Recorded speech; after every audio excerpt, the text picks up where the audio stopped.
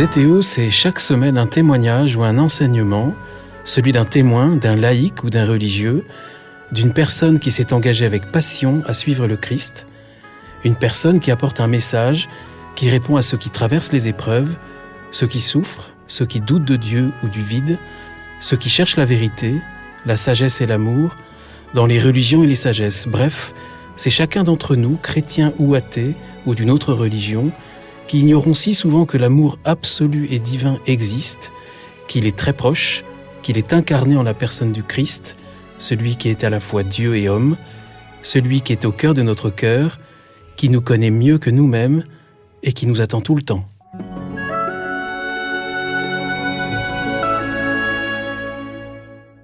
Bonjour chers auditeurs de Zétéo, bienvenue pour un nouvel épisode. Je suis Guillaume Devoux avec aujourd'hui un sentiment de reconnaissance et de gratitude pour l'invité qui est en face de moi, parce que je lui dois beaucoup, et je crois que nous sommes des multitudes à lui devoir beaucoup. Christophe André, bonjour. Bonjour. Christophe André, merci d'avoir accepté mon invitation. Il est peu besoin de vous présenter aux auditeurs. Vous êtes médecin, psychiatre, l'un des meilleurs spécialistes français de la psychologie des émotions. Vous mesurez depuis longtemps le pouls de ceux parmi nous qui traversent les maladies psychiques, la dépression, les troubles affectifs. Vous êtes aussi un homme qui fait mieux connaître la puissance et la vertu de la méditation. Et c'est là où justement toute cette gratitude pour vous, parce que c'est en partie grâce à vous que j'ai découvert la méditation et qu'elle est depuis devenue un élément important dans ma vie. Et je voulais vous poser cette question pour commencer. Vous-même, Christophe André, comment avez-vous découvert la méditation ?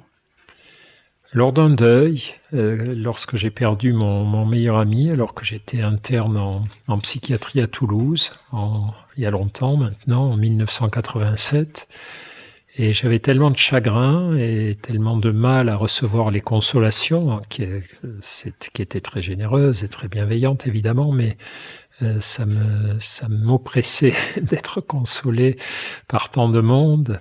Et je suis allé me réfugier dans un monastère bénédictin près de Toulouse, qui s'appelle Encalcat. Auquel vous rendez hommage d'ailleurs à la fin du livre dont on va parler. Oui, j'ai été tellement bien accueilli.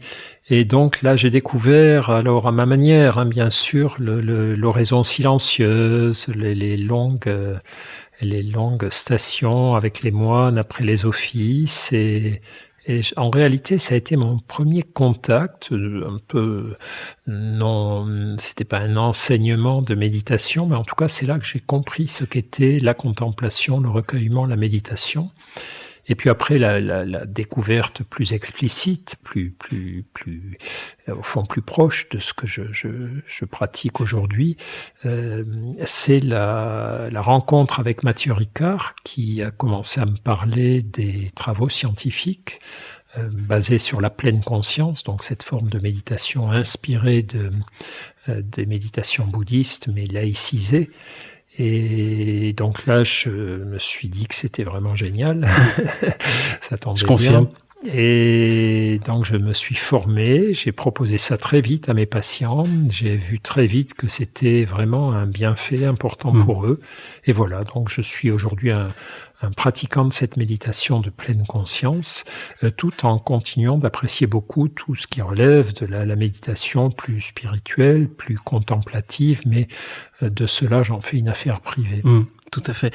Alors, si vous le voulez bien, on reparlera peut-être un petit peu de la méditation au cours de cet échange, mais vous avez parlé de consolation, vous venez de publier un livre sur la consolation, et je vous cache pas que on se rencontre à un moment un peu difficile. Lorsque nous avions échangé au téléphone il y a quelques jours, je vous parlais d'Anne-Dauphine Jullian, que j'avais reçue à l'occasion d'une émission consacrée à son livre Consolation. C'était avant d'apprendre le drame qui l'a touché.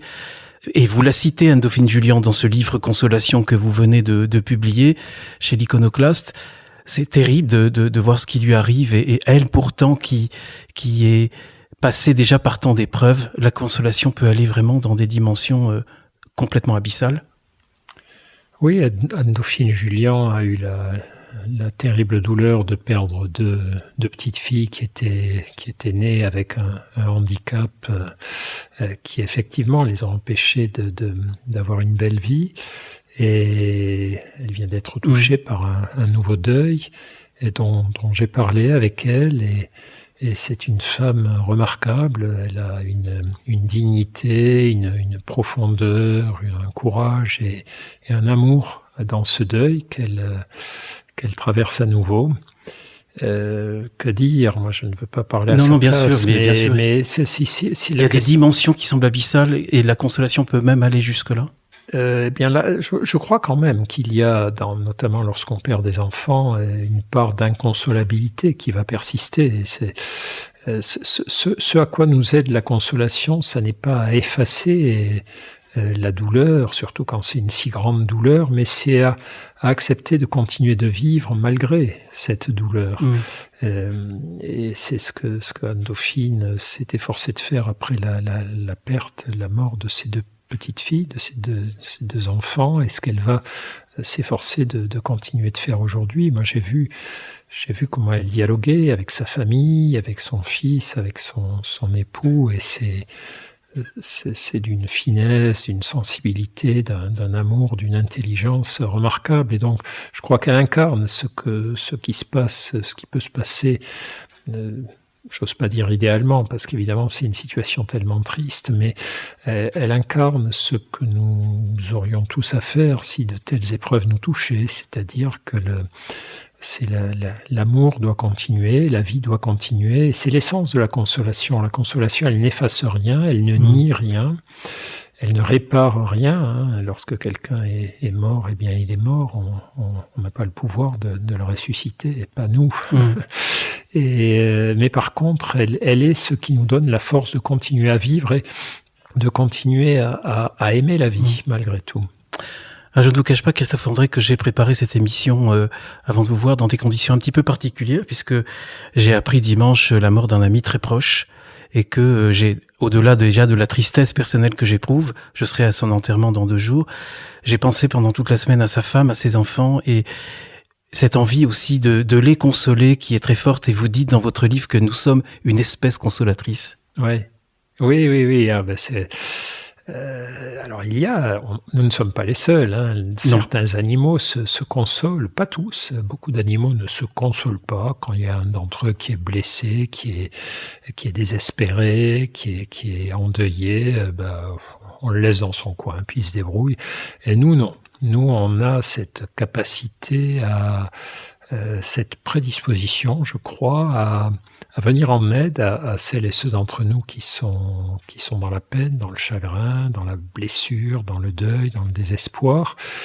Et c'est une preuve supplémentaire de l'intelligence de notre espèce. Alors, bien sûr, c'est pas très poétique, ces histoires-là. C'est ce qu'on appelle la psychologie évolutionniste. Au fond, les gens qui font de la psychologie évolutionniste sont ces chercheurs qui nous expliquent que si nous avons certaines capacités, c'est parce qu'elles ont rendu service à notre espèce, et que notre espèce, au fur et à mesure de l'évolution, n'a gardé au fond que ce qui était utile à sa survie.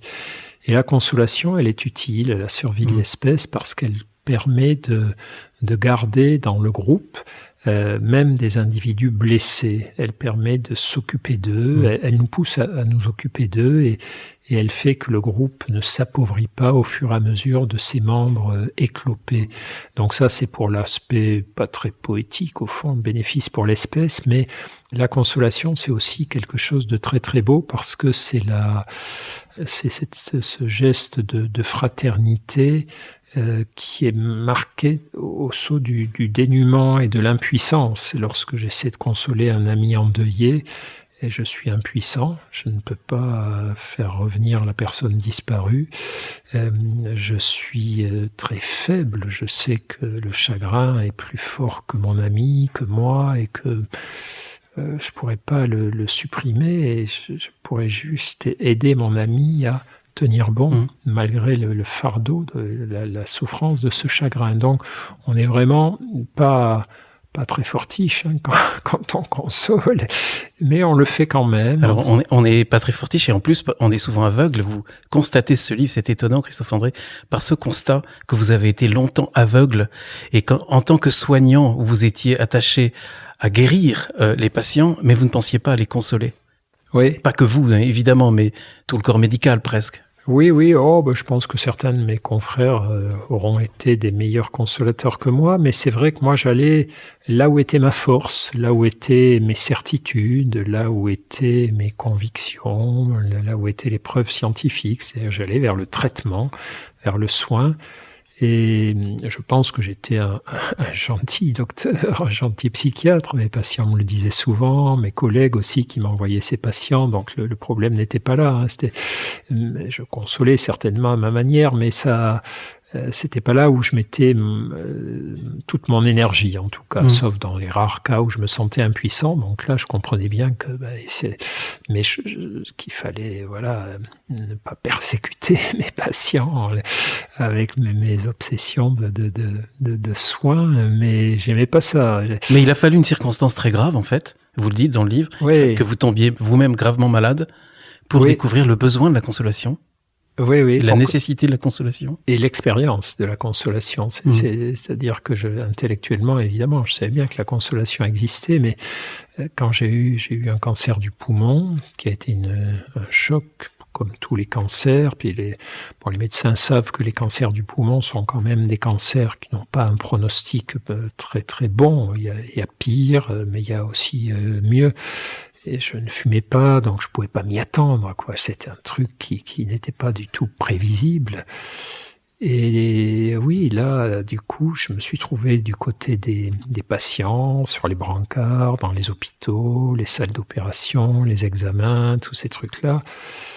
Et là, j'ai vu dans mon corps ce qu'était la consolation ou l'absence de consolation. J'ai vu à quel point un sourire, un geste, une parole respectueuse, affectueuse, voilà, qui me prenait en compte en tant que personne inquiète, comment ça me faisait du bien et comment à l'inverse, les moments où j'en aurais eu besoin, quand les soignants étaient indifférents à mon inquiétude et faisaient bien leur boulot, hein, mais voilà, me considéraient comme un corps malade qu'il fallait soigner, mais ça me manquait quand même, j'étais malheureux, je me sentais encore plus malheureux, encore plus inquiet, encore plus dans la détresse. Donc oui, là j'ai fait l'expérience concrète, charnelle, physique, existentielle de ce que m'apportait la consolation, ou des moments où elle pouvait me manquer.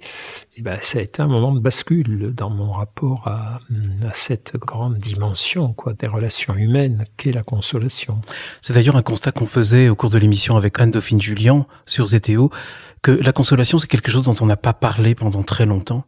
On commence à en parler. Est-ce que c'est finalement un des avatars de cette société bizarre dans laquelle nous avons vécu, qui était pas très humaine, en fait ? Je crois qu'on n'aime pas parler de la consolation pour plein de raisons. Alors, en réalité, c'est quand même un sujet dont on parle depuis longtemps, mais qui ne rencontre pas forcément des grands échos. On en parle depuis longtemps, puisqu'on sait que la thématique de la consolation existait dès l'Antiquité grecque et romaine, hein. Il y a eu des chefs-d'œuvre de lettres ou de petits livres sur la consolation écrits par certains philosophes grecs ou romains. Mais la consolation, elle nous pose deux problèmes. Et c'est ce qui fait que c'est pas un sujet majeur comme, je sais pas moi, la confiance en soi ou des trucs comme ça. D'abord, ça renvoie pas mal à la mort, quoi, d'une certaine façon.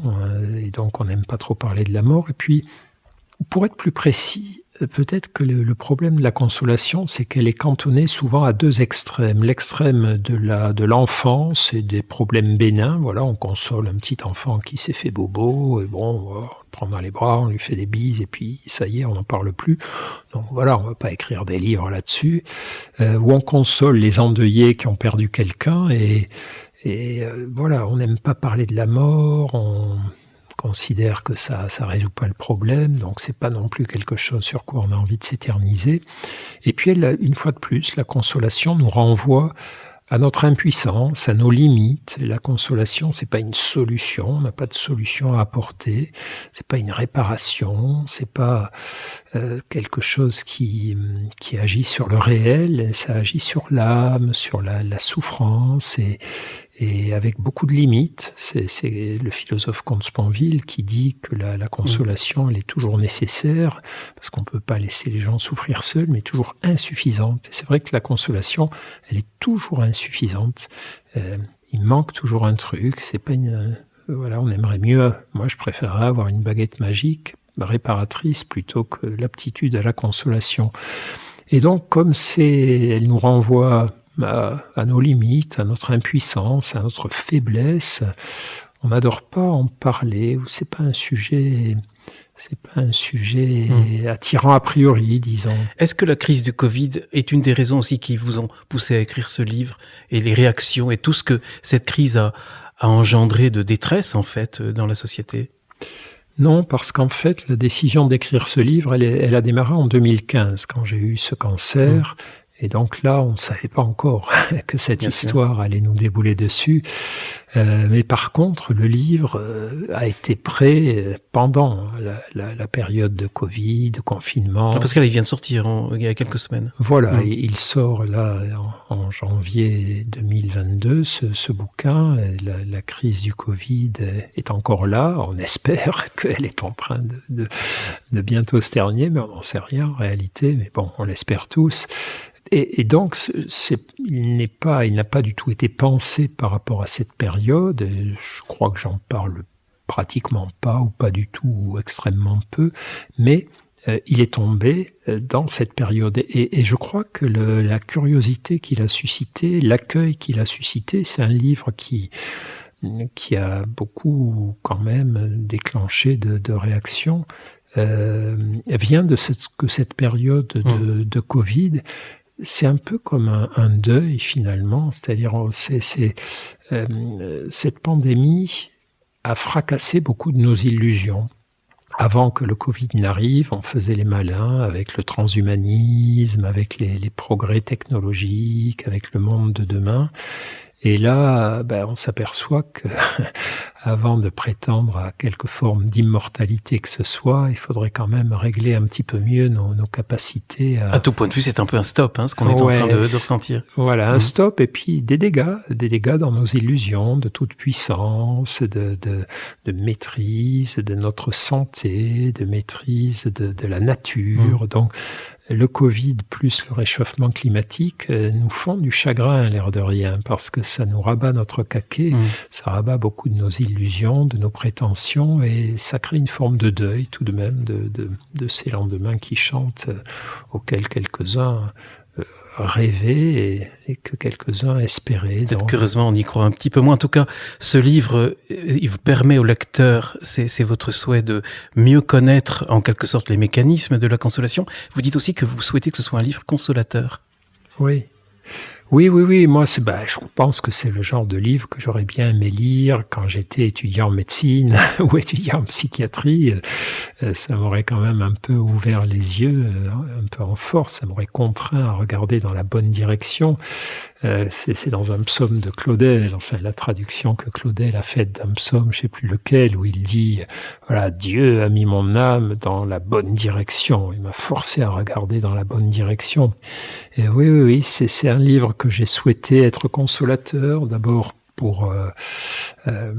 c'est un livre sur la consolation où j'essaie de montrer un petit peu les bases, les principes de ce que peut être la consolation. Ça fait peur à beaucoup de monde, l'idée de consoler, parce qu'on a peur de mal s'y prendre, on a peur d'aggraver la souffrance. On a peur d'être maladroit. Vous décrivez bien tout ça. Et ça existe, il arrive qu'on le soit, mais la pire des maladresses, c'est de ne pas chercher à consoler, c'est d'abandonner quelqu'un qui est dans la peine. C'est l'indifférence. Voilà, c'est l'indifférence. Vaut mieux mal s'y prendre et se faire remonter les bretelles, tant pis, au moins on aura remis un petit peu de vie chez la personne sous forme de colère, c'est plutôt qu'abandonner quelqu'un. Vous avez cette très belle formule dans le livre, vous dites que la consolation, c'est tout ce que l'on espère ou que l'on offre quand le réel ne peut être réparé. Oui. C'est la définition de la consolation. Exactement. On ne peut pas réparer le réel, mais on ne peut pas laisser la personne comme ça. Donc on offre notre présence, notre affection, des pauvres mots, des petites paroles de rien du tout, qui servent sans doute pas à grand-chose, mais elles montrent tout de même qu'on est là, qu'on souhaite le bien de la personne, qu'on souhaite qu'elle reste en vie psychologiquement. Et en fait, c'est une remise en lien. Si on se console soi-même, c'est une remise en lien avec soi-même. Sinon, une remise en lien de l'autre avec le monde. C'est très important. Oui, parce que la souffrance brise notre rapport au monde. La souffrance, elle coupe tous les liens qu'on a au monde, elle fait qu'on s'intéresse moins à ce qui nous entoure, à toute notre personne, en dehors de la souffrance. Hein. Je donne souvent l'exemple de ces souffrances extrêmes, que sont une rage de dents ou un chagrin d'amour. Alors, vu de l'extérieur, on survit en général aux rages de dents, on survit en général au chagrin d'amour, mais quand on est à l'intérieur, c'est terrible et on n'a plus aucun autre pôle d'intérêt que le mal de dents qui nous ravage ou que le chagrin d'amour qui nous ravage également. Je ne sais plus qui vous citez dans le livre, qui se réjouit qu'au moins après la mort, il n'y aura plus de rage de dents. Il n'y a pas un passage comme ça? Si, absolument. Oui, c'est Brassens. C'est Brassens. Oui, tout à fait. Qui dit, voilà, j'aurai plus jamais mal aux dents quand je serai au paradis. Et c'est vrai que moi qui ai eu quelques rages de dents dans ma vie, parfois on se dit, punaise, mais c'est pas possible. Il n'y a rien de pire. Ouais, si j'avais un bouton d'autodestruction pour arrêter ça, j'appuierais peut-être dessus, quoi. Alors Christophe André, on parle de la souffrance de la personne qui souffre. Il est important pour celle qui veut la consoler de ne pas la chasser.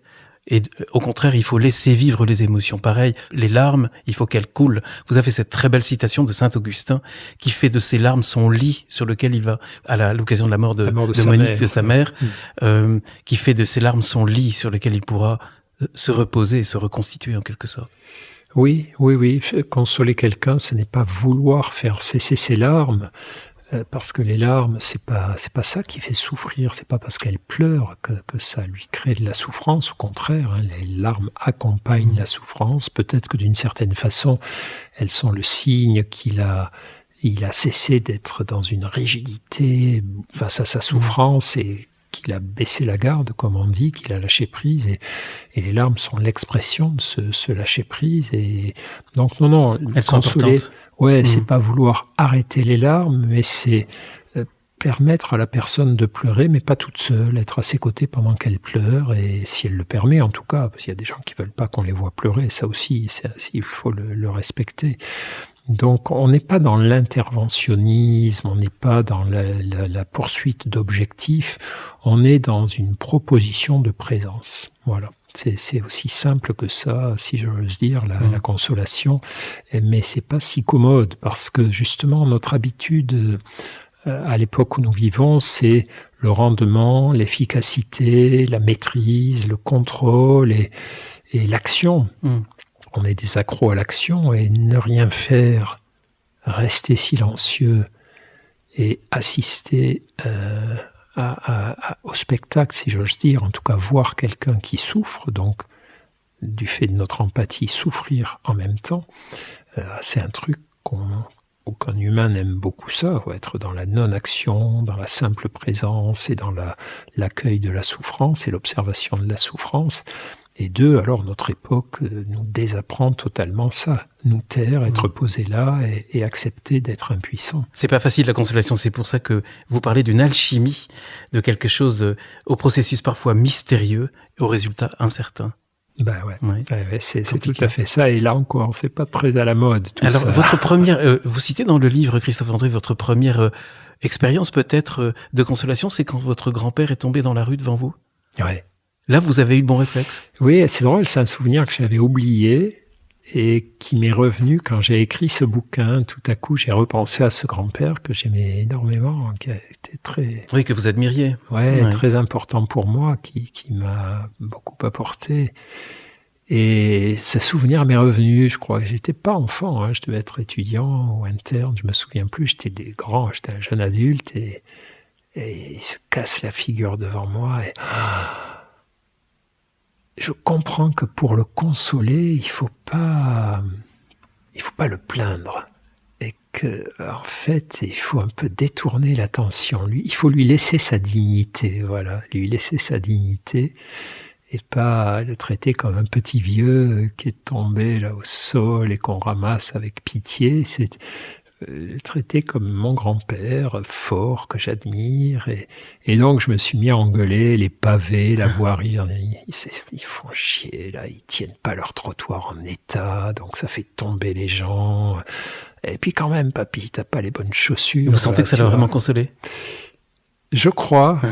Je crois, oui, bon, il m'aimait beaucoup, on s'aimait beaucoup, donc je pense que tout ce qui venait de moi lui faisait du bien, mais non, je crois que c'était la bonne façon de faire, c'est-à-dire ne pas être un tout petit peu respecter sa personne, oui, respecter sa personne. Ça touche aussi la question de la sincérité dont vous parlez dans le livre, la sincérité de la consolation. Ouais. Vous dites qu'elle doit être plus dans l'intention que dans la certitude. Oui, oui, parce que parfois on va mentir pour consoler.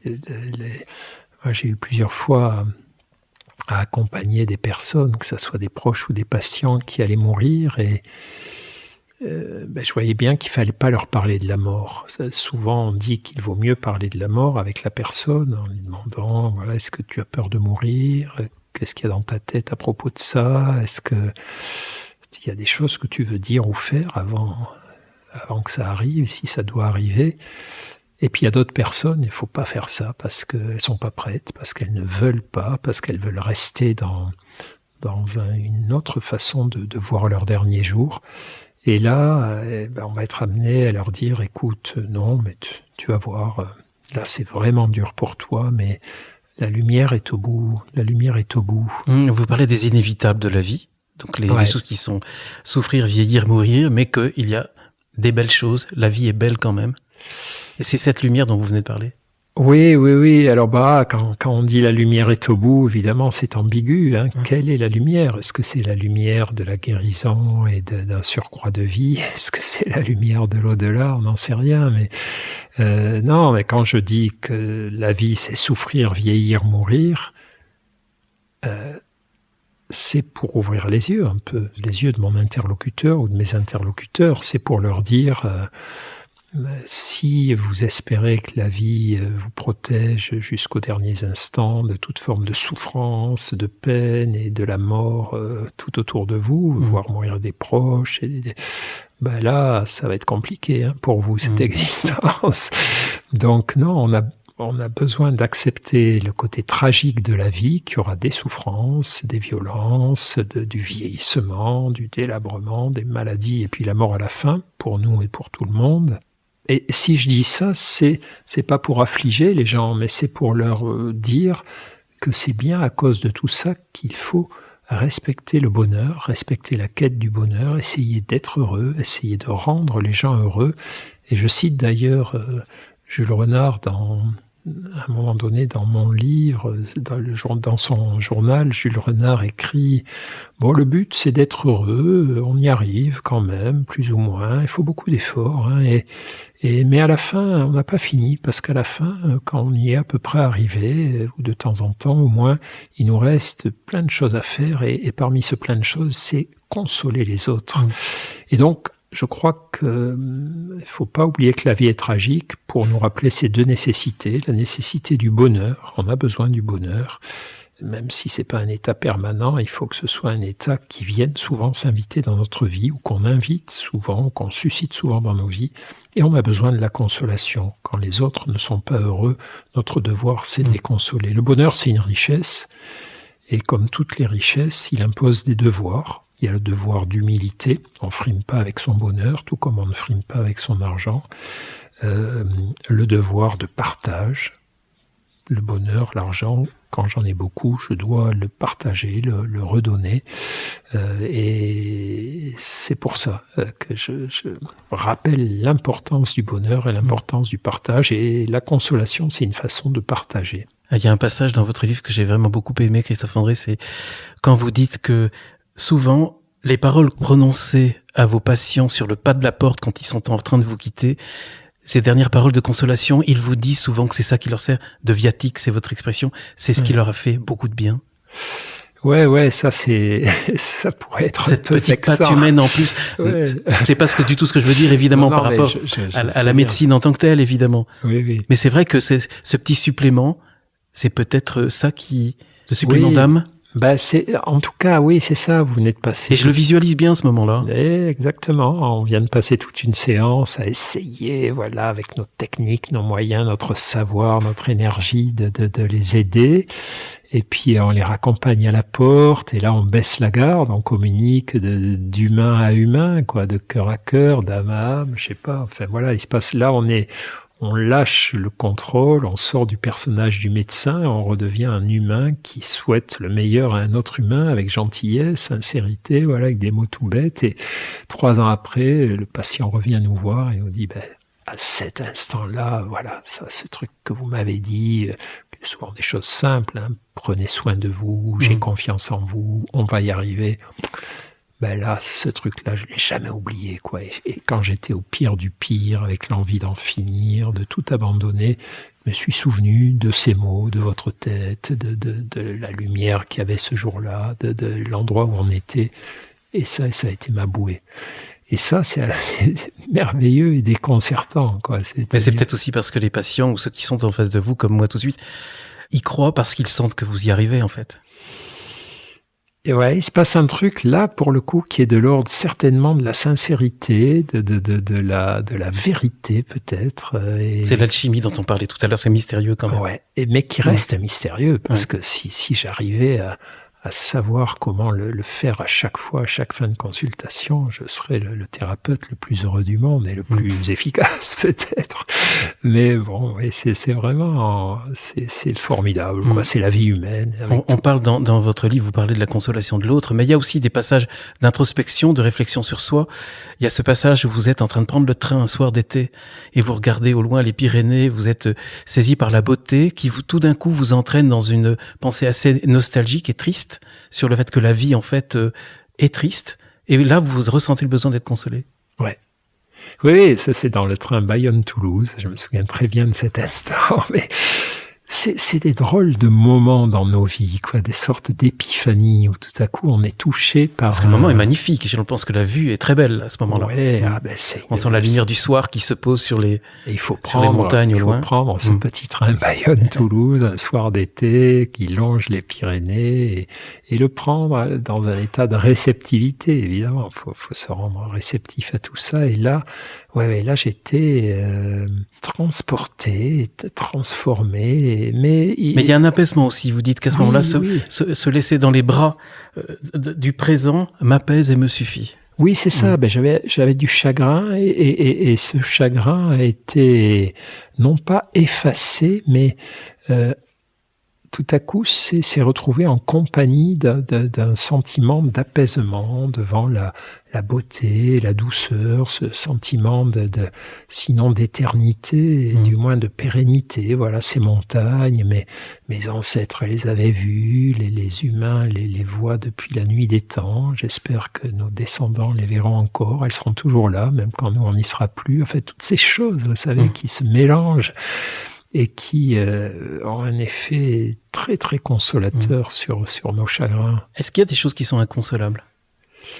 Ah oui, moi je crois que on en parlait tout à l'heure, la perte d'un enfant, à mon avis, en tout cas pas que mon avis, toutes les personnes que j'ai rencontrées avec qui j'en parlais m'ont toutes dit qu'une part d'entre elles restait morte avec leur enfant et qu'une part d'entre elles restait inconsolable. Alors certains restent totalement inconsolables, toute leur personne reste inconsolable, la plupart ne gardent que cette part en eux, au plus profond d'eux, qui est inconsolable, qui devient invisible peu à peu, ils se remettent à rire, à vivre, à être heureux, à être joyeux, mais cette part est là, et de temps en temps, elle refait surface, comme ça, plop, comme une bulle qui sort du fond du lac, qui éclate à la surface, et non, je crois qu'il y a des choses dont on reste inconsolable, alors peut-être même que tous les humains sont inconsolables de savoir qu'ils vont mourir un jour, mais font bonne figure. Mais j'allais presque dire que c'est pas forcément un problème qu'il y ait des choses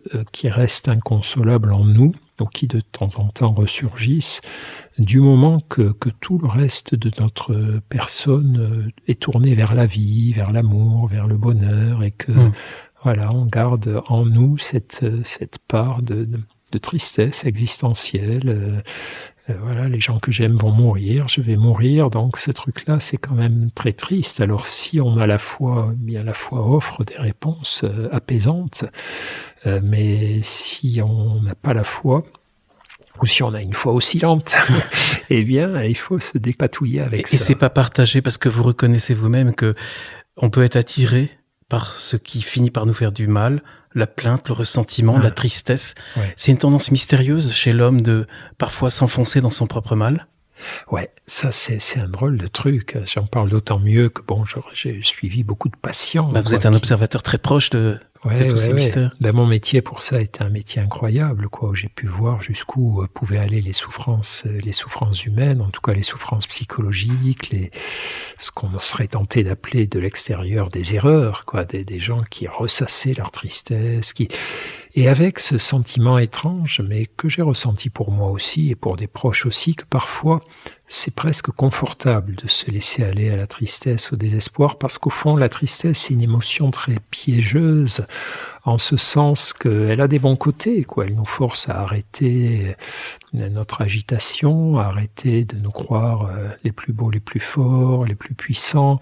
Et elle nous contraint à la réflexion douloureuse, et ça peut être une bonne chose, mais elle a aussi ce côté piégeux qui est qu'elle est presque reposante, c'est-à-dire que si je me permets d'être triste, ou même un peu plus que triste, désespéré, au sens où je renonce à toute forme d'espérance, au sens des philosophes un petit peu, eh bien, j'ai plus à me battre finalement. Je me dis non, tous ces combats-là sont inutiles, laisse tomber.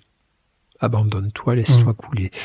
Et là, je peux me mettre en danger pour peu que j'ai des tendances dépressives, que j'ai des vieilles blessures dans ma vie, des carences, et ça peut mal tourner cette histoire-là, effectivement. Ce danger, ce mal dont vous êtes un observateur et un médecin aussi, vous soignez ceux qui souffrent de maux psychiques. J'ai ce sentiment que votre parole, elle porte énormément, elle est accompagnée par d'autres champions de la paix, de la consolation, de l'amour. Je pense à Mathieu Ricard, Alexandre Jolien. Pourtant, on a l'impression que ça ne détourne pas le monde de sa... Moi, j'ai l'impression que votre message porte énormément. Pourtant, ça ne détourne pas le monde de sa fureur. Qu'est-ce qui se passe? Pourquoi c'est comme ça? Pourquoi le mal, en fait, est plus... mon royaume n'est pas de ce monde, mais pourquoi le mal est si prégnant?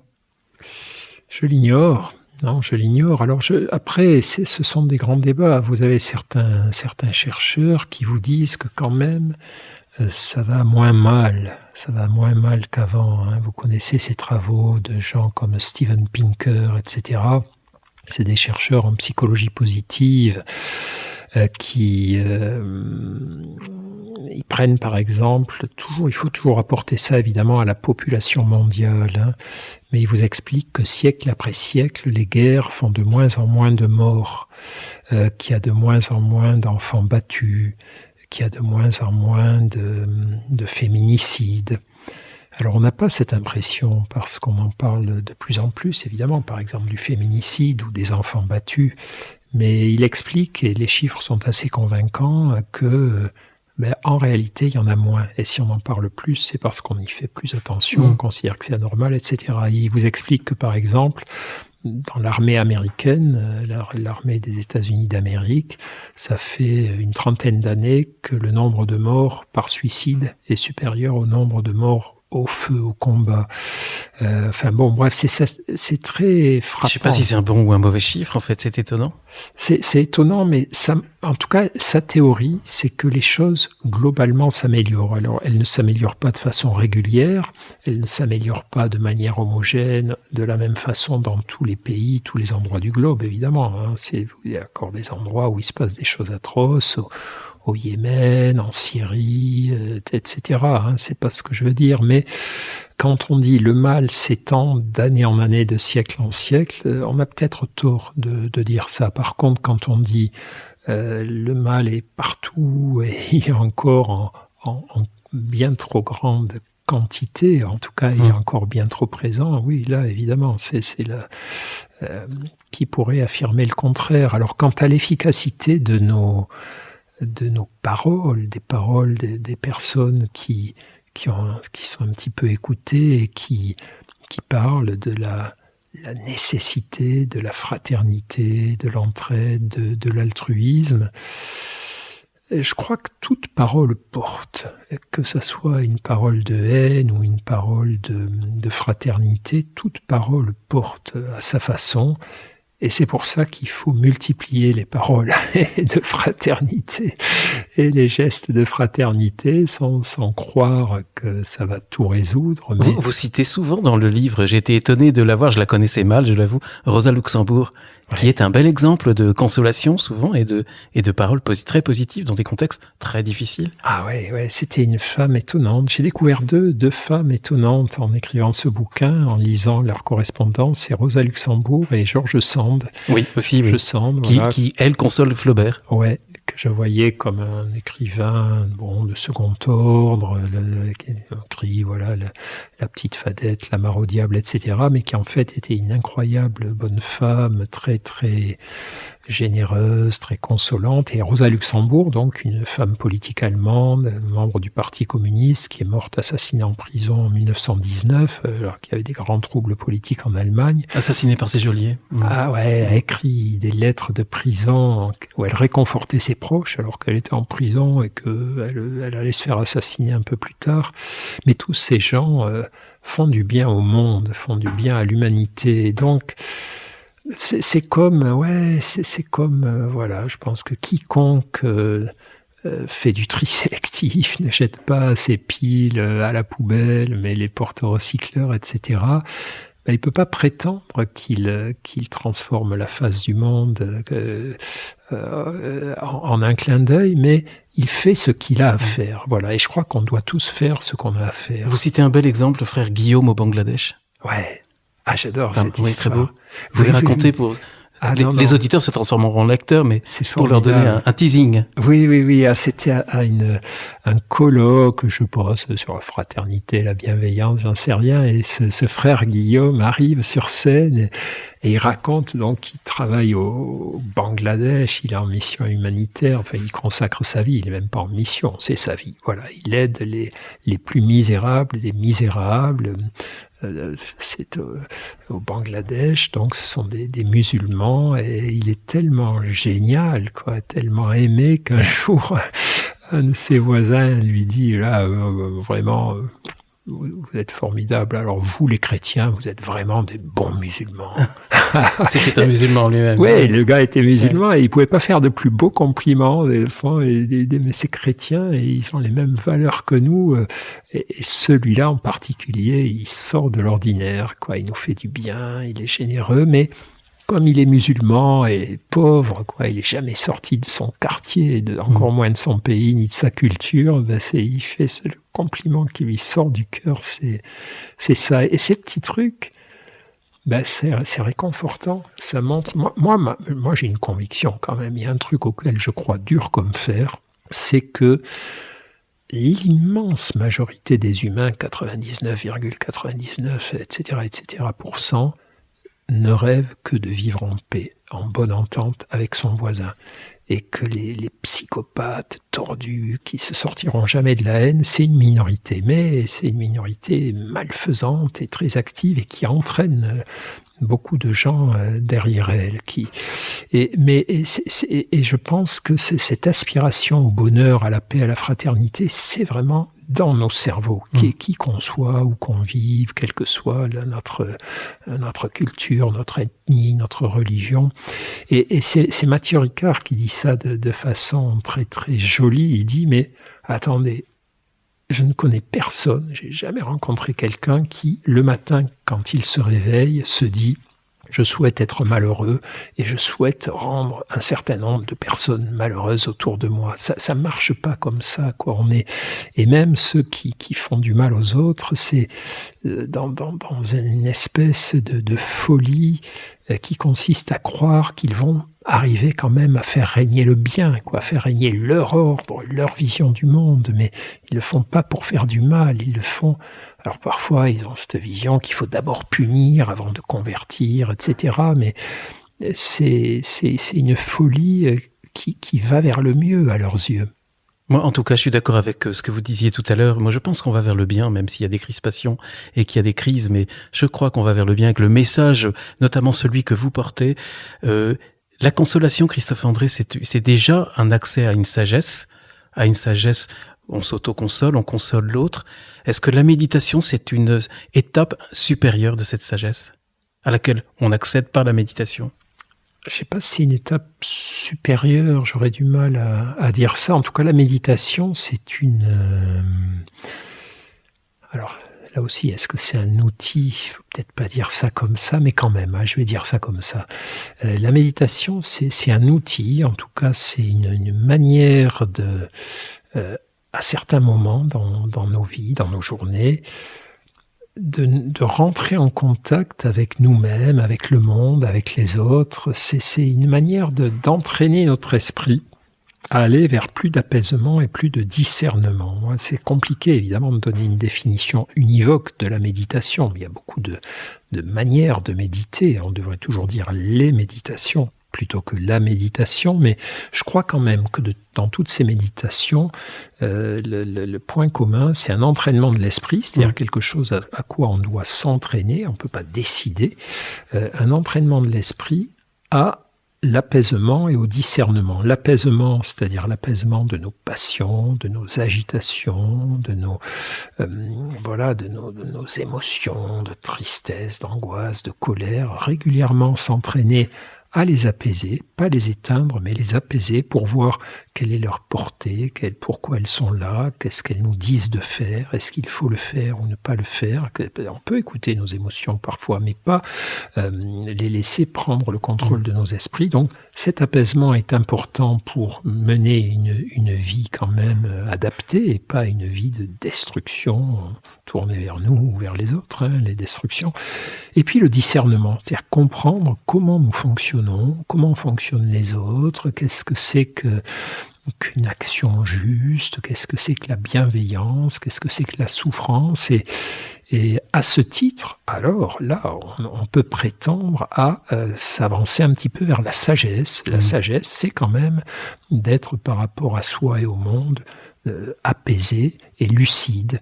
Et alors la sagesse, c'est bon, les vrais philosophes vous disent, non, la sagesse, vous faites les malins là en prétendant être sage. C'est comme Pascal qui disait, qui veut faire l'ange fait la bête. Et les philosophes contemporains ont tendance à dire, qui veut faire le sage est un idiot.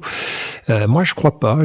Moi, je vois autour de moi très clairement des gens qui font preuve de sagesse et des gens qui ne font pas preuve de sagesse. Et alors, peut-être qu'il faut renoncer à dire que quelqu'un est sage, mais plutôt se tourner vers, quelqu'un se comporte de manière sage, c'est-à-dire en écoutant les autres, en s'apaisant intérieurement, en pesant le pour et le contre de ses choix, en se sentant responsable de ce qu'il fait, de ce qu'il dit, de ce qu'il montre.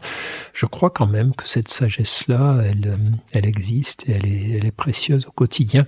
Et donc, pour répondre à votre question, que la méditation est une des façons de s'en rapprocher le plus souvent possible. Au quotidien, votre pratique de la méditation, vous préférez les longues plages de méditation ou les petites capsules 3 minutes par-ci, 3 minutes par-là, ou il faut les deux? Il faut les deux parce que c'est vrai que les temps longs de méditation alors ce qui est long... Il y a des meilleurs moments dans la journée? Le matin, par exemple? Oui, mais c'est évident que c'est le matin que les choses sont préférables à mettre en place en matière de méditation. Démarrer ses journées par 20, 30, 40 minutes de méditation, mais même 5 si vous n'avez pas le temps. Mais le symbole est très fort. Vous vous agenouillez, vous vous asseyez, vous mettez au sol et vous prenez 5 minutes pour ne faire que méditer. Suivre votre souffle, être dans l'accueil de vos émotions, l'observation de vos pensées. Même si vous ne faites ça que 5 minutes, il se passe quelque chose. Évidemment, si on le fait de façon prolongée, c'est plus fort, parce que c'est comme la marche. Marcher 5 minutes, c'est bien, marcher 1 heure, c'est mieux par rapport à votre santé. Mais il faut, si l'on peut faire des exercices plutôt prolongé le matin, il me semble, en tout cas moi, je n'ai pas à faire le malin, puisque je dépasse rarement 20 minutes, mais bon, c'est un scoop là. C'est déjà ça. Mais je vois très bien, quand je le fais plus longtemps, les jours où j'arrive à méditer 1 demi-heure, 1 heure, alors surtout les moments où on fait des retraites de méditation, où là c'est beaucoup plus long toute la journée, et puis après, comme vous disiez, des moments de la journée où on se pose en pleine conscience, on attend quelqu'un, on attend dans les transports, ou on monte dans un train, et on prend plusieurs minutes pour... On peut d'ailleurs écouter une méditation de Christophe André sur YouTube, je les recommande, je les ai beaucoup pratiquées, elles sont excellentes. Il y a un passage, Christophe André, qui est très marquant dans votre livre, justement à ce sujet, la méditation. Vous dites qu'il y a des moments difficile, vous vous sentez seul même quand vous méditez pour vous apaiser. Vous soupçonnez que le travail psychologique ne va pas suffire. Et vous quittez la méditation et à ce moment-là, vous priez. Oui. Ça m'a intéressé ce passage. Oui, mais j'ai beau être un fervent défenseur et adepte des bienfaits de la méditation, je crois qu'elle n'est pas la solution à tout, la réponse à tout, le vecteur pour accéder à certaines dimensions dont on a besoin. Alors effectivement, moi ma conviction, c'est que la prière est autre chose que la méditation. Dans la prière, on s'adresse à Dieu, on parle à Dieu, que ce soit pour le remercier, pour lui demander des choses, pour nous se confier à lui. La méditation, on s'adresse à personne, on se rend présent à notre existence. Ça dépend parce que il y a une méditation chrétienne aussi. Vous avez d'ailleurs salué les travaux du père Pascal Hide, oui. Qui a écrit sur la méditation, et vous dites c'est un regard intéressant des chrétiens sur la méditation. Parce qu'en fait, c'est vrai qu'on a le sentiment que la méditation, on hérite des sagesses orientales qui nous l'apportent, mais nous avons, dans la tradition européenne ou chrétienne, on a d'autres types de méditation, l'oraison, par exemple. Absolument, oui. Non, là, vous voyez, j'étais reparti dans ce défaut qui consiste à dire la méditation au lieu de dire la méditation de pleine conscience. Mais je crois que la méditation de pleine conscience, le recueillement sur l'instant présent... J'essaye de rapprocher les choses. Ouais, vous avez raison, est très précieux pour la prière. Je pense que c'est plus facile de prier quand on s'est recueilli, quand on s'est recentré, que de prier quand on vient de passer 3/4 d'heure sur son écran, sur les réseaux sociaux, et tout de suite passer à la prière. C'est bien quand même de se centrer, etc. Et effectivement, des gens comme Pascal Hide, qui a écrit un livre magnifique récemment sur la pleine conscience, Patrice Gourrier, Jean-Marie Guelette, sont des chrétiens qui ont exploré de façon très attentive, très intelligente, ce qu'était la méditation de pleine conscience, qui connaissent ce qu'est la méditation chrétienne, ou là encore ce que sont les formes de méditation chrétienne, ce qu'on peut appeler des méditations, mais qui peuvent s'appeler effectivement l'oraison, etc. Et que c'est très... Moi, ça m'intéresse beaucoup de voir comment, finalement, toute la communauté catholique avait un peu oublié toute la richesse de ces traditions méditatives, contemplatives, et peut-être grâce à nous, finalement, qui avons... Grâce à nous, c'est-à-dire qui vous... Les gens qui font de la pleine conscience, oui. qui ont utilisé la pleine conscience dans le monde du soin, avec succès. Du coup, beaucoup de catholiques ont utilisé la pleine conscience pour moi, je suis pas expert, mais je suis certain que oui, ouais, en tout cas. Moi, et du coup, j'y suis venu comme ça, en tout cas. Voilà. Et ça a ouvert les yeux des catholiques et puis des prêtres, des chrétiens en général, sur le fait qu'ils avaient quand même un incroyable corpus de textes, de traditions, méditatives, eux aussi, et qu'ils sont Vous êtes pas prêt, vous, Christophe André, à le reprendre pour vous-même? Vous disiez tout à l'heure en début d'émission que la foi est pour vous une question privée. Vous dites aussi dans le livre que votre foi est incertaine et oscillante. D'ailleurs, vous citez souvent Gustave Thibon, auteur chrétien, qui parle de l'absence omniprésente de Dieu. C'est un petit peu le cas pour vous? Oui, tout à fait. Je peux me permettre de vous poser ces questions-là. Zétéo, podcast chrétien, et Zétéo en grec ancien veut dire chercher pour trouver. Donc c'est aussi pour les chercheurs de Dieu. Oui. Non, moi j'ai une histoire bancale avec la chrétienté. Je viens d'une famille, j'ai été baptisé, mais ce fameux grand-père que j'aimais beaucoup était un militant communiste.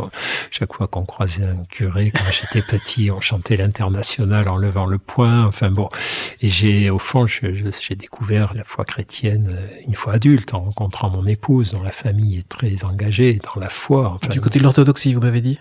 Non. L'orthodoxie, c'est ma belle-mère qui s'est convertie à l'orthodoxie. Ça, c'est une autre histoire. Mais en tout cas, voilà, des chrétiens très, très inspirants. Donc, j'y suis venu sur le tard. Alors, c'est peut-être pour ça que je suis dans une foi oscillante. Mais en tout cas, moi, il y a un truc que j'aime bien raconter, c'est que chaque fois que je crois, je me sens bien. Oui, c'est ce que vous dites dans le livre. Et oui, alors c'est vraiment des raisonnements très, très, très limités. Ça ne prouve rien. Vous parlez vous vous tournez vers un Dieu qui vous manque et pas un Dieu qui vous éclaire, un Dieu qui console mes peines, pas un Dieu qui exauce mes souhaits. Ouais. C'est très beau. Ouais, je ne sais pas, mais en tout cas, c'est la vérité. Et ce que je sais, c'est que la foi me fait énormément de bien. Alors je me dis qu'il y a peut-être une vérité émotionnelle. Vous savez, comme les émotions sont porteuses d'une part de vérité. C'est-à-dire, on voit très bien, par exemple, que quand on fait du bien à quelqu'un, on se sent bien. Et quand on fait du mal à quelqu'un, on se sent mal. même si ce mal qu'on a fait est compréhensible. Voilà, quand on dit des vacheries sur quelqu'un ou quand on a dit ces 4 vérités à quelqu'un, même s'il le méritait, on se sent souvent mal, quoi, quand on a fait souffrir quelqu'un, et alors que quand on fait du bien à quelqu'un, quand on aide quelqu'un, on se sent bien. Eh bien, je crois que c'est pas un hasard, quoi. C'est ni une illusion, ni un hasard, c'est l'accomplissement de ce que nous sommes vraiment. Nous sommes des êtres qui devons nous aimer, qui ne devons pas nous blesser. Alors, qui a mis tout ça en place dans notre cerveau? Est-ce que c'est l'évolution? Est-ce que c'est Dieu? Bon. Vous dites que vous êtes un croyant bancal. Ben oui, parce qu'il y a des jours où je me dis, mais au fond, est-ce que c'est pas des histoires qu'on se raconte? La personne du Christ pour vous, c'est qui?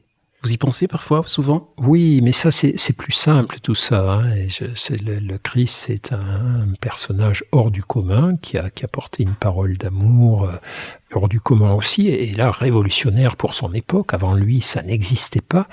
Donc, le message christique et la philosophie du Christ, voilà, d'aimer son prochain, etc., etc. Ça ne me semble pas un acte de foi. Ça me semble une sorte d'évidence historique, même si là aussi les historiens pourraient rabattre mon caquet en me disant que bon, on n'en sait pas tant que ça. Si on n'avait pas les évangiles, on n'aurait peut-être pas eu tous ces éléments. Mais après... La transcendance du Christ et la divinité du Christ. Ça, c'est, voilà, là on rentre dans le registre de la foi. C'est une question pour vous? Oui. Oui. Enfin, c'est une question, c'est une espérance qu'il s'agisse de réalité, si j'ose dire. Mais il y a des jours où je suis moins convaincu, et puis d'autres jours où ça me dit non, c'est évident. Moi, je suis passé, avant de me reconvertir, je suis passé par toutes ces étapes de méditation transcendantale, le bouddhisme, un peu d'hindouisme et tout. Et en fait, je suivais beaucoup de pratiques. Je suivais de très près Mathieu Ricard, par exemple. J'avais quand même ce sentiment, j'ai découvert ça quand je me suis reconverti, que c'est très dur en fait. On nous demande un travail d'ascèse, de méditation extrêmement difficile. Oui. C'est pas tous les jours facile. Se mettre en position du lotus tous les jours, tous les matins, et ne pas bouger, chasser les pensées, c'est presque inhumain. Tandis que le christianisme et cette transcendance, en fait, tout nous est donné, tout nous est offert. Oui, mais c'est pas une preuve. Ah non, il s'agit pas de preuve. C'est pas parce que les choses sont difficiles ou sont faciles qu'elles nous indiquent la bonne voie. Donc, chercher la preuve, ce serait peut-être chercher à mettre l'océan dans un seau, mais c'est peut-être tellement fort et tellement beau. Oui. Non, ça vous parle pas? Si, si, bien sûr, si, ça me parle. Non, les paroles du Christ, c'est incroyable, quoi. C'est ce que Jésus-Christ a apporté par son exemple, par son enseignement, et celui d'ailleurs qu'il raconte le mieux, c'est Christian Bobin. J'allais le dire. Ouais, alors là, s'il y a un livre qu'il faut faire lire sur la vie de Jésus, c'est L'homme qui marche de Bobin, et c'est incroyable, quoi. Et vous citez souvent dans votre livre sur la consolation. Bah ouais, non, mais Bobin, pour moi, c'est le plus grand. Alors, s'il y a le plus grand poète, c'est Christian Bobin. On a de la chance, il est encore vivant, il continue de nous offrir des livres, et c'est un chrétien, effectivement, mais c'est un chrétien qui ne s'encombre pas de dogmatisme, qui rend la foi accessible à tous, quoi. Il montre comment, dans nos respirations, dans une fleur, dans un lien à quelqu'un, Dieu est là et se manifeste et nous éclaire de sa présence. Christophe André, je voudrais remercier de tout cœur, là. C'est magnifique ce que vous venez de dire de Christian Bobin et cet échange. Vous avez un message pour les auditeurs qui sont en train de vous écouter, qui sont quand même dans la peine et qui vivent des temps très durs et qui se disent j'arrive pas à être consolé. Ah, c'est délicat. Ne cherchez pas forcément à être consolé, cherchez à rester en vie, cherchez à rester en lien avec les autres, à rester en lien avec tout ce qu'il y a déjà ici-bas, le ciel, les arbres, les autres humains, les animaux, et voilà, ne coupez pas tous ces liens qui nous sont offerts, et continuez de vivre, de sourire, de respirer de votre mieux, et un jour quelque chose arrivera, forcément. Merci beaucoup Christophe André. Merci à vous. Merci chers auditeurs de ZTO, à bientôt pour un prochain épisode.